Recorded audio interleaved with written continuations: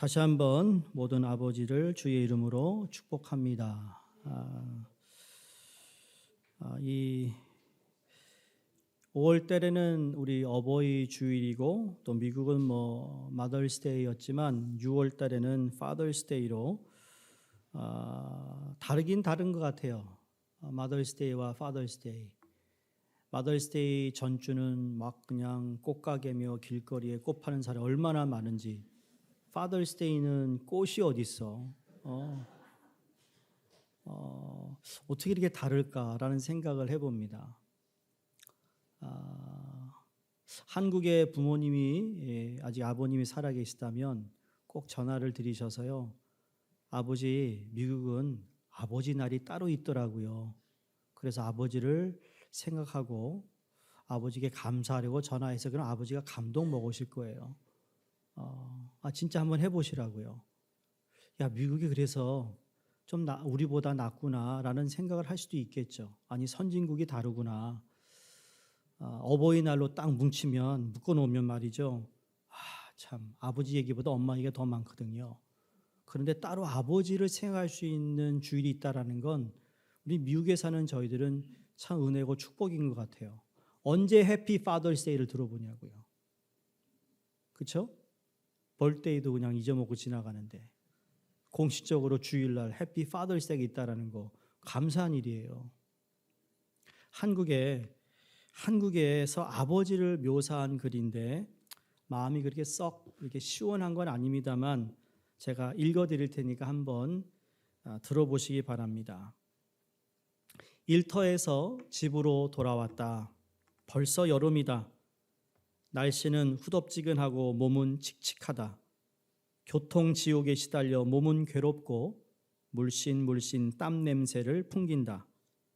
초인종을 누르며 나를 반기러 나오는 아내와 자녀들을 그려보지만 문화 혜택으로 안겨준 각자의 열쇠가 있기에 스스로 문을 열고 들어가야 한다는 게 오늘따라 매우 속이 상하다. 힘든 몸과 마음을 이끌고 집으로 돌아왔다. 아빠 왔어 라는 말소리는 마치 허공을 치는 것처럼 하늘로 날아갔다. 아내는 오셨느냐는 등 간단한 눈맞춤으로 인사를 끝내고 나보다 하는 일이 더 중요한지 부엌으로 모습을 감춘다. 씻고 저녁 드세요. 멀어져 가면서 외치는 외마디, 아내의 소리, 누가 밥 먹으러 들어왔나?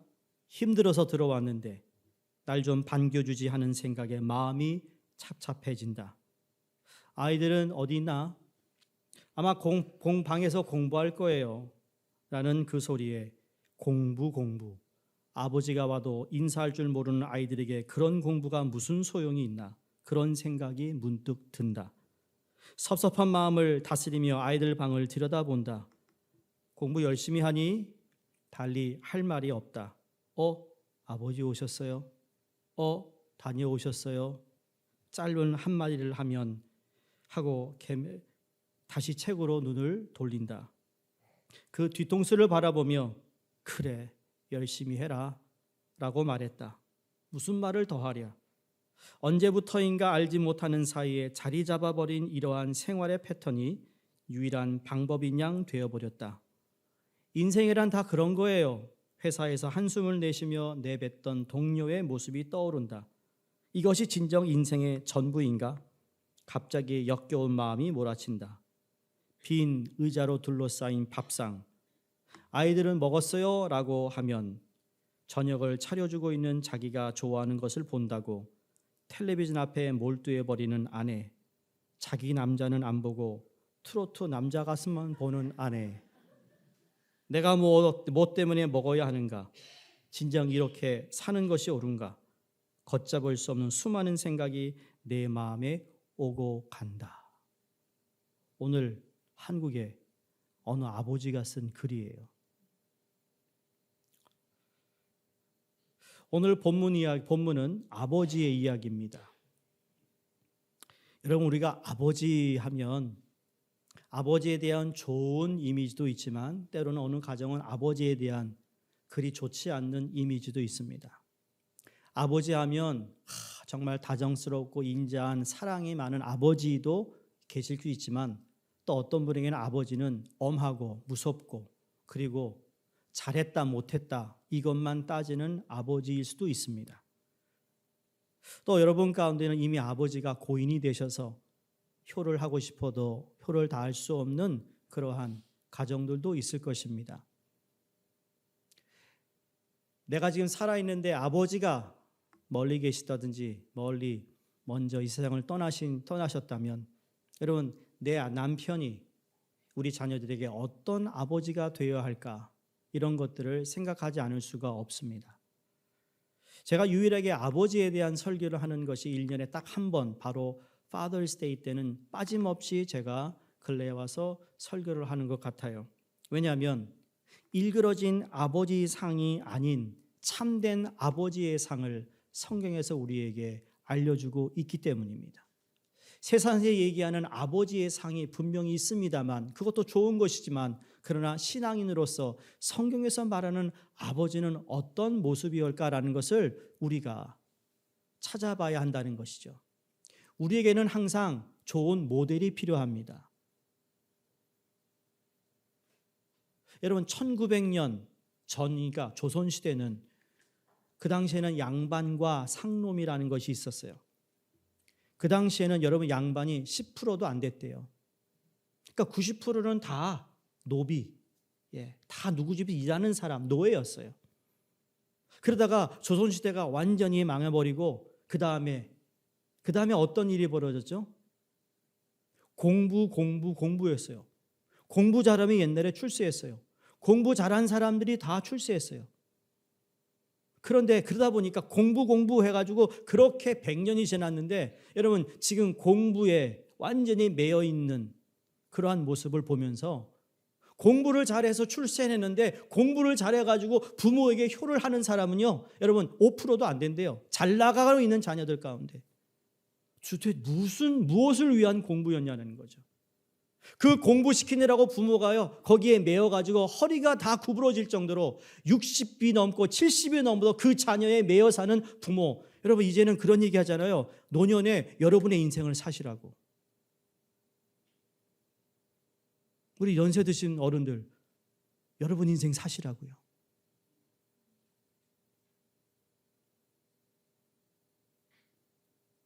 공부하지 말라는 것도 아니에요. 공부해야죠.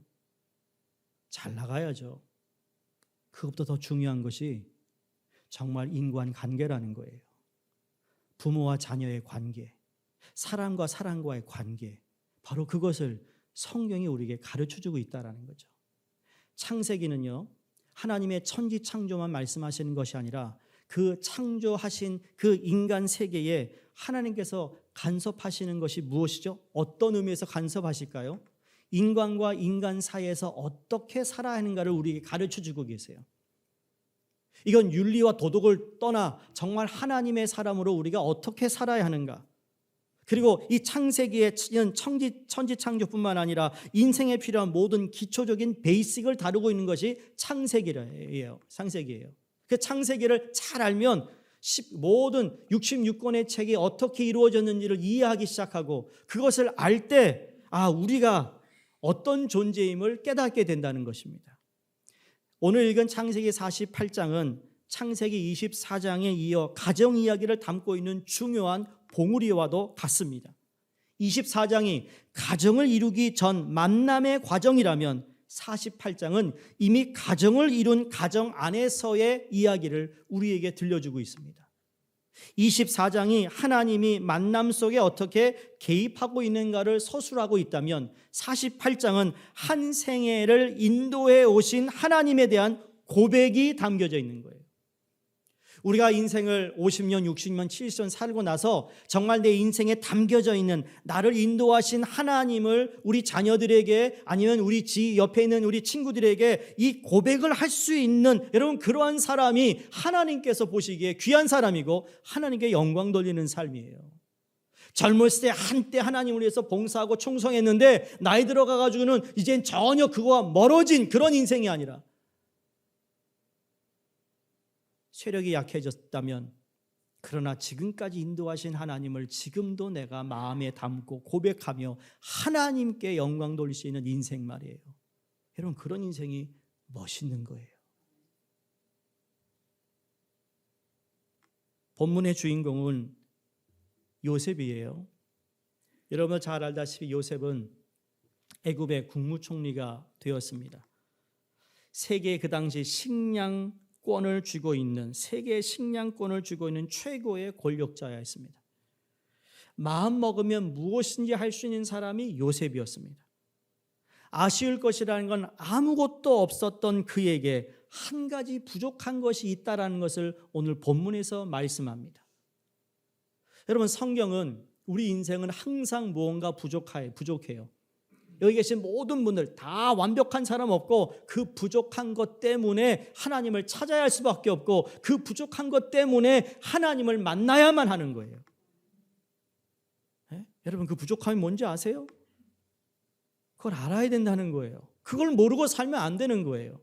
그 부족한 것 때문에 여러분, 기도했던 한나가 아들을 낳았고 그 아들이 민족의 위대한 리더가 된 거 기억하시죠?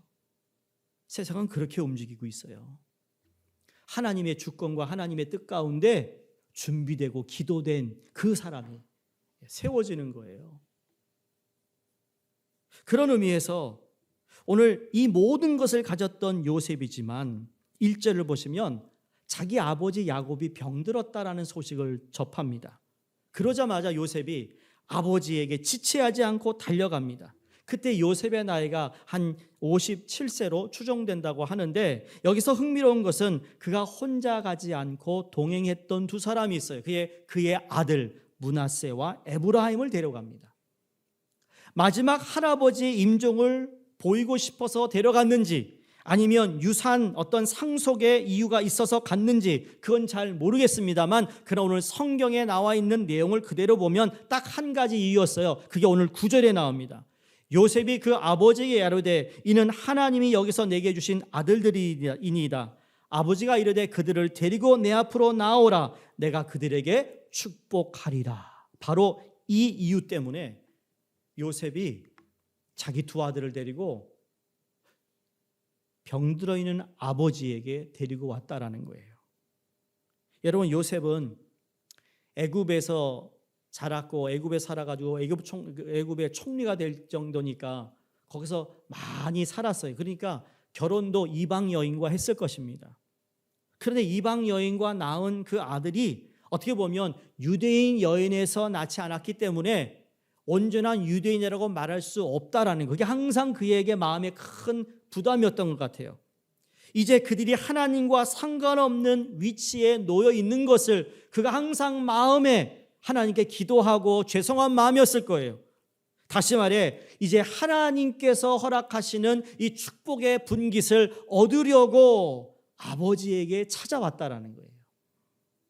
여러분, 애국 왕실의 귀족이 되는 일보다 하나님 약속의 자손이 되는 것이 더 중요했다라는 것을 요셉이 알았다라는 겁니다.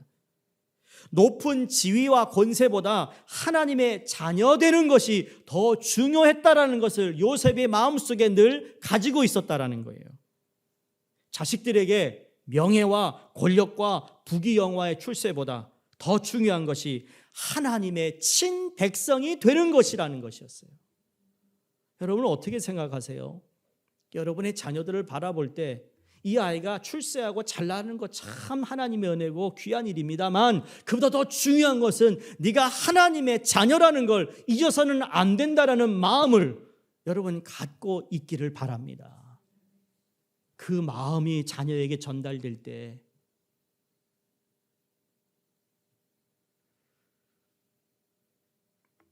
하나님께서는 우리가 상상하지 못한 내가 계획하지 못한 하나님의 일을 이루시는 거예요. 지금은 원로 목사님이 되셨는데 롱아일랜드 성결교회 지금 원로 목사님, 여러분 그 목사님의 간증이 있어요. 이분이 한국에서 신학교를 나오시고 미국으로 이민 오셔서 그날 그 옛날에 옐로 택시 드라이브를 하셨어요. 옛날 옐로 택시 캡은요 돈 진짜 많이 벌었어요. 네. 지금이야 우버, 리프트, 뭐 콜택시 많지만 그때는 옐로캡밖에 없는데 여러분 집도 사시고 그랬어요. 그런데 그 목사님의 아버님이 한국에서도 여러 교회를 개척하신 목사님이세요. 그 어머님, 사모님이 오래전에 그 아들을 방문합니다. 여러분, 칼기가 러시아 그 전투기가 미사일 쏴가지고 완전 탑승했던 모든 200몇 명이 다 숨졌잖아요. 기억하세요? 그게 몇 년도죠? 1991년인가 그렇습니다. 그 어머님이 아들에게 와서 마지막 말씀하십니다. 너는 하나님의 종이라고 부름을 받고 신학교를 나왔는데 이렇게 살고 있는 게 내 마음이 아프다. 너 다 당장 때려치고 하나님의 길을 가라. 그리고 비행기 타고 가시는데 그 추락 거기에 계셨던 거예요. 그게 그 어머니의 마지막 유언이었어요. 그 소식을 듣고 목사님이 다 팔아버리고 그래서 롱할레 성결교회를 개척하신 거예요. 좋은 미국 땅, 여러분 그분이 뭐 일찍 오셨으니까 91년도만 하더라도 여러분 그때 미국에 이민 오는 것이 그때는 꿈이었잖아요. 지금은 가라고 해도 안 오잖아요. 좋은 집에 넉넉하게 살고 있는 모습을 보면서 이거보다 네가 하나님의 길을 가야 하는데 하나님이 너를 부르셨는데 그 사명을 감당하지 못하는 그것을 보시고 유언으로 하신 말씀을 순종해서 목회 쭉 하시고 아름답게 은퇴하시고 원로 목사님이 되셨어요. 바로 이게 요셉이 가지고 있었던 하나님을 향한 그의 마음이었다라는 거죠. 여러분, 요셉이 무엇이 부족하냐고요? 아무것도 필요한 것이 없어요. 자기 한마디에 사람이 살고 죽고 모든 것을 가질 수 있는데 그러나 그 한 가지를 얻기 위해 아버지에게 달려왔던 요셉. 요셉의 아버지 야곱에 대한 행위를 한번 보시기 바랍니다. 12절에 요셉이 아버지의 무릎 사이에서 두 아들을 물러나게 하고 땅에 엎드려 절했다 그랬어요. 그 당시 최고의 권력자인 아버지가 야곱이라는 자기 할아버지겠죠. 아버지에게 무릎을 꿇습니다. 이때 그 자녀들이 나이가 18세에서 20세가 되었을 것으로 생각되는데 최고의 권력자인 자기 아버지의 이 행위는 두 아들에게 깊이 각인되었을 거라고 생각합니다. 아니, 우리 아버지가 최고인데 그 아버지 앞에서 무릎을 꿇는 아버지의 모습을 본 그 아들들이 무슨 생각을 했었을까요? 아무리 세상의 지위가 높다 하더라도 아버지 앞에서 무릎을 꿇는 것이 맞다라는 거예요. 아버지를 두신 여러분들, 아버지 앞에 무릎을 꿇지는 않는다 할지라도 아버지를 향한 우리의 마음이 그렇게 전달되어야 한다는 겁니다. 그런데 아버지가 너무 존경스러워서도 아니었어요. 그러나 하나님이 나에게 허락하신 아버지이기 때문에 순종하는 거예요. 여러분 아까 찬양하지 않았습니까? 믿음의 순종으로 예배한다고. 내 마음이 편해서 내가 할 수 있으니까 안 하는 게 아니라 그것도 믿음이 필요한 거라는 거죠. 바로 그렇게 하지 못하니까 하나님께서 우리에게 주신 아버지의 상이 자꾸 세상의 것을 통해 무너지고 있는 오늘의 세대를 보고 있는 거예요. 오늘 본문의 배경을 보면 아시겠지만 지금 야곱은 병들어 있습니다. 기력이 쇠했습니다. 할 수 있는 일이라고는 아무것도 없습니다. 노동력도 상실했습니다. 유언까지 남겼습니다. 자식에게 줄 수 있는 것이 하나도 없습니다. 그런데 그가 오늘 성경 보니까 일어났다. 남아있는 한 가지 일을 위해 그가 힘을 다해 침상에 앉았다라고 오늘 2절에 말합니다. 언약의 계승자였던 그가 언약을 전수하기 위해 힘있게 일어나고 있습니다. 그에게 주어진 마지막 책임 앞에 그는 몸을 추스렸다는 것이죠. 비록 몸은 쇠잔했으나 그에게 아직도 남아있는 놀라운 사역이 있었는데 그 사역 앞에서는 결코 무기력하지 않았다라는 거예요. 그래서 힘을 내어 라는 이 말씀에 우리가 주목해야 됩니다. 힘을 내요. 젊었을 때 힘을 내어 여러분이 교회를 섬기시고 주님을 섬겼어요. 그러면 우리가 이제 쇠하여져서 몸에 힘이 없을 때, 여러분, 우리가 힘을 내야 할 것이 아직도 있어요. 그게 뭔지 아세요? 자녀들을 축복하는 거예요. 자녀를 위해 기도하는 거예요. 자녀들 잘 되게 해달라고 한 가지, 하나님, 이 아이가 닥터가 되든 변호사가 되든 유명한 인사가 되든 그보다 더 중요한 것이 하나님의 친 백성이 되는 것이 중요한데, 그것 때문에 내가 너무 마음이 하나님 앞에 죄송합니다. 그런 마음이 있어야 된다는 겁니다. 왜? 이건 하나님께서 유일하게 아버지에게 주신 특권이기 때문입니다. 제가 목회를 이렇게 할 수 있는 건 부모님의 기도입니다. 기도를 50% 먹고 들어간다니까요. 양쪽의 아버지, 어머니, 지금도 박수호 목사님 매일 전화드리면 항상 예배 너무 좋았다, 기도하고 있다. 여러분, 자녀 전화하면 뭐 하세요? 오늘 뭐 먹었니? 애들은 잘 있니? 그런 얘기만 하죠. 제발 저 영적인 얘기 좀 하세요. 기도 제목할 거 없니? 너 무슨 문제 없니? 기도해야 된다. 기도하자. 언제 어느 시간에 우리 함께 기도하자. 여러분, 그래야 거기에 영빨이 있지. 매일 뭐 먹었니? 어디 갔다 왔니? 세상 사람도 그런 얘기해요. 믿는 아버지라면 여러분에게 주어진 축복권을 사용하셔야 되는 거예요. 힘내서 하시라는 거예요. 그 축복하기 위해 일어선 그는 그때 야곱이 아니었어요. 성경을 보시면 그때 일어나서 축복을 하는 사람을 성경에서 야곱이 하지 않고요. 오늘 성경을 잘 보시면 8절에 이스라엘이, 10절에 이스라엘이, 14절에도 이스라엘이, 21절에도 이스라엘이 뭡니까? 야곱의 인생은 끝났고 너는 앞으로 이스라엘로 살아야 된다. 다시 말해, 너는 새 사람이 되었다. 새 창조물이 되었다. 그 이름이 무슨 의미예요? 옛날에는 네 멋대로 살았지만 이제는 네가 나의 약속의 후손이고 아들임을 기억하여 하나님 때문에 주어진 이스라엘, 다시 말해 우리에게는 거듭나 하나님이 우리의 아버지가 되었기 때문에 세상의 아버지의 이름으로 축복하는 게 아니에요. 하나님의 약속의 아들로서 내 아들을 축복하는, 그래서 이스라엘이라고 성경이 기록하고 있는 거예요. 하나님의 약속이 담긴 이름.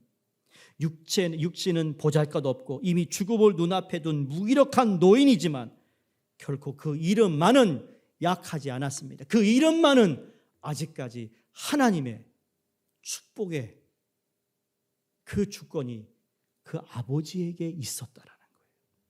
난 이게 너무 멋있는 거예요. 이게 바로 아버지 상이라는 거죠.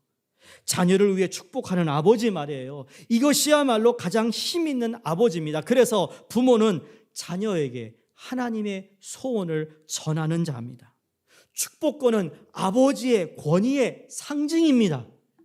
야곱은 그의 아버지 이삭의 축복 손길을 통하여 장자권을 누렸어요. 비록 수단과 방법을 가리지 않고 그 축복을 쟁취한 것 때문에 고통의 수반이 있었지만 그냥 그대로 다 이루어진 것을 우리가 보게 됩니다. 오늘 야곱이 요셉이 데려온 그 두 아들에게 하나님께 구하는 복이 바로 15절 16절에 기록되어 있는데 제가 읽어드립니다. 그가 요셉을 위하여 축복하여 이르되 내 조부 아브라함과 아버지 이삭이 섬기던 하나님, 나의 출생으로부터 지금까지 나를 기르신 하나님, 나를 모든 환난에서 건지신 여호와의 사자께서 이 아이들에게 복을 주시오며 이들로 내 이름과 내 조상 아브라함과 이삭의 이름으로 칭하게 하시오며 이들이 세상에서 번식되게 하시기를 원하나이다. 세 가지를 축복합니다. 세 가지의 복을 이들에게 전합니다. 여러분 자녀들에게 축복의 기도를 하라 그러면 무슨 기도 하시겠어요? 무슨 기도 하시겠어요? 미리 적어 놓으세요. 우리는 까마귀 고기를 먹지 않는데도 자꾸 잊어버리니까 적어 놓으시라고요.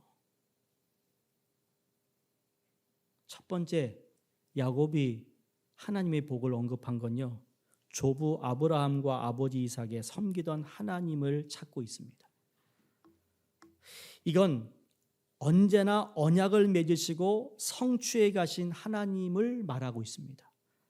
아브라함과 이삭을 섬기던 하나님, 그 두 조상이 섬기던 하나님, 하나님의 언약이 계승되어서 성취되었던 것을 의미하고 있어요. 그래서 13절에서 15절 말씀을 보면 내가 너와 함께 있어 내가 어디로 가든지 너를 지킨다. 너를 이끌어 이 땅으로 돌아가게 할 거다. 내가 내게 허락한 것을 다 이루기까지 너를 내가 떠나지 않겠다. 이 언약, 이 약속이 계속 이어지고 있음을 축복하고 있어요. 여기서 우리는 하나님이야말로 순례자의 길을 살았던 야곱에게 희망이었고 위로였고 용기였고 기쁨이었습니다. 여러분이 낙심될 때 야곱은 하나님을 바라보았어요. 절망이 찾아올 때 여전히 하나님을 바라보았어요. 기억했어요. 좌절의 순간마다 이 하나님을 생각하며 그는 외로움을 이겨냈고 시련을 참아냈어요. 사랑하는 성도님들, 여러분 가운데 절망적인 것이 찾아왔습니까? 하나님을 기억하셔야 합니다. 여러분 가운데 낙심이 있습니까? 하나님을 바라보시기 바랍니다. 왜? 약속하신 그 약속을 하나님은 이루시기 때문입니다. 이루십니다. 물론 이겨내야 되고 참아내야 하는 것이 우리의 몫이지만 시간이 지나면 하나님이 그 일을 성취하실 것을 믿는 것입니다. 두 번째 야곱의 고백을 보면 나의 출생으로부터 지금까지 나를 기르신 하나님, 그래요. 여기에 기르신 하나님, 마치 양을 치듯 인도하신 하나님을 뜻하고 있습니다. 시편 23편처럼 여호와는 나의 목자시니 내게 부족함이 없으리로다. 사망의 음침한 골짜기를 다닐지라도 내가 두려워하지 아니함은 주와 지팡이와 막대기가 나를 안위하신다. 나를 지키시는 거예요. 바로 그것처럼 꾀를 의지하고 자기 능력을 의지했던 야곱, 그게 아무런 소용이 없더라. 내가 재능을 부리고 내가 머리를 써 누구를 속이고 했지만 결국 하나님이 열어주지 않으면 열릴 수가 없는 것이고, 하나님이 풀어주지 않으면 풀을 수 없는 것이고, 하나님이 해결해 주지 않으면 해결책을 찾을 수 없는 것을 뒤늦게 깨달은 야곱이 내 출생부터, 여러분 야곱의 출생이 어땠습니까? 이 아주 야곱이야 아주 괴팍한 사람이에요. 예? 엄마라고 말도 못할 때 누구 발꿈치를 잡고 튀어나왔어요? 세상에? 형의 발꿈치. 너 먼저 나가면 안 돼! 그리고 발꿈치 잡은 거예요. 괜히 잡은 줄 아세요? 왜? 장자권을 내가 가져야 되니까. 그러니 이게 뱃속에서부터 이게 보통 놈이 아닌 거예요. 이런 놈들이 있어요. 근데 그래봤자 하나님이 주시지 않으면 안 되는 걸 뒤늦게 깨달아서 내 출생부터 지금까지 나를 기르신 하나님. 여러분 똑똑한 사람은요 자기가 잘나서 다 됐다고 그러잖아요. 여러분 자녀 가운데 똑똑한 애들 많죠? 잘 얘기해 주셔야 됩니다. 너 어렸을 때 기억해. 너 늘 똥 싸고 오줌 싸게 그거 누가 다 닦은 줄 알아? 너 네가 닦고 나온 줄 알아? 까불지 마. 야곱이 그랬어요. 자신만만했어요. 그런데 아니라는 걸 그가 고백하는 거, 그걸 그들에게 가르쳐주고 있어요. 마지막 세 번째 그의 고백이 나를 모든 환난에서 건지신 하나님이에요. 스스로 험악한 세월을 살았다고 고백하잖아요. 여러분 아버지 집에서 쫓겨났어요. 결혼 사기당했어요. 노동력을 갈취당했어요. 사랑하는 딸이 강간을 당해 고통을 경험했어요. 가장 사랑하는 자식을 잃었어요. 기근 때문에 고통을 당했어요. 그의 생애는 한마디로 말해 정말 산을 넘고 또 산을 넘고 또 산을 넘었는데 또 산이 있는 거예요. 비가 와도 하루 이틀 오면 그칠 것 같은데 3일째 4일째 계속 비바람이 치는 거예요. 여전히 그 모든 환난 가운데 그가 뭐라고 말합니까? 하나님이 나와 함께 계셨다. 여러분이 하나님 앞에서 서약한 게 있습니까? 하나님 앞에 약속한 게 있어요. 하나님 이걸 하면 내가 꼭 이거 하겠습니다. 그거 저버리는 순간 하나님이 여러분에게 더 이상 문을 열지 않습니다. 그걸 다시 회복하기 전까지는. 야곱이 그랬어요. 근데 그 환난 가운데서도 나를 지키셨던 하나님, 그 하나님을 잊어버리는 순간, 그래서 출애굽기로 보면 여러분 이스라엘 백성들에게 하나님이 모세를 통해 하셨던 말씀이 뭐냐면 기억하라, 기억하라, remember me, remember where you're from, remember who you are. 그 말씀을 계속 하셨던 거예요. 야곱은 지식으로 깨달아진 하나님을 말하고 있지 않았습니다. 자기 생애에 깊이 체험했던 하나님을 말하고 있습니다. 눈물의 골짜기를 지나며 하나님을 만났고 그 생생히 경험했던 하나님, 그 하나님의 이름을 부르는 그 이름 속에 야곱의 믿음의 절정을 보게 되면서 마침내 꽃을 피운 그의 신앙 고백을 보게 되는 것입니다. 그는 다른 이름이 아니라 여러분 하나님의 이름으로 축복하고 있습니다. 세상 믿지 않은 아버지 아들들에게 잘해라 그렇게 기원할 수 있겠지만 여러분 우리에게 주어진 하나님의 축복권은요 세상의 아버지와 다른 차원이 다른 축복을 이야기하고 있어요. 고난 속에서 불렀던 하나님의 이름, 절망 속에서 외쳤던 하나님의 이름, 외로울 때 찾았던 하나님의 이름, 그 이름이 풍요로운 유산이 되고 있던 것이죠. 사랑하는 성도님들, 여러분의 생애 속에 어떤 하나님의 이름을 어떻게 부르고 계십니까? 현재 여러분 하나님을 어떻게 부르고 있습니까? 우리말에 마리씨가 된다는 말이 있는데 하물며 거룩하신 이름으로 구한 축복이 어찌 전달되지 않겠느냐라는 겁니다. 가나안 정복 초기 에브라임과 므낫세 지파가 차지한 땅은 거의 절반에 해당됩니다. 여러분 아세요? 가나안 땅에 들어와서 이제 땅을 다 분배받는데 이 요셉의 아들 두 아들이 가졌던 땅이요 엄청난 땅을 이미 그 축복이 그들 가운데 임했다라는 것을 보게 되는 것이죠. 이제 우리도 아버지들, 자녀들을 위해 축복해야 되지 않을까요? 아버지가 할 수 있는 최고의 일은 그 자녀들, 이 자녀들을 축복하는 일이라고 믿습니다. 바로 거기에 아버지의 권위가 있는 겁니다. 자녀들을 축복하시기 바랍니다. 오늘 당장 들어가자마자 일로 와. 그러면 또 애가 왜요? 안 와요. 맛있는 거 먹고 말들 잘한 다음에 그 다음에 내가 너에게 그동안 잔소리만 한 것 같고 못 해준 것도 없는 것 같은데 아버지가 이제는 너를 위해 더 기도하기로 마음먹었다. 매일 너를 위해 축복하기로 할 텐데 야, 내가 너를 축복한다. 그럼 그 아이가요. 멋져 그러니까 그럴 수도 있겠지만 그 아이의 마음이 달라지지 않을까요? 뭔가 각인되지 않겠어요? 아버지가 도대체 오늘 뭘 드셨나? 왜 이러지? 아니요. 그걸 매일 잊지 말고 해보시라는 거예요. 어린 자녀 두셨어요? 매일 저녁 머리에 안고 축복기도 하시라고요. 여러분 아들이 이미 성인 돼서 출가해서 가정을 이루어요? 아니 왜 이런 날 Father's Day 부르세요. 와라. 바쁜데요? 와라. 바쁘다니까요. 안 오면 너 이렇게라도 와서 축복해 주시라고요. 그게 최고의 아버지의 주신 특권이에요. 하나님이 주신 거예요. 사랑하는 성도님들, 정말 우리 교회 아버지들이 이 놀라운 축복을 받아 자녀들에게 축복의 기도를 이어갈 때 우리의 가정은 변화될 줄로 믿습니다. 아버지의 위상도 세워질 것을 믿습니다.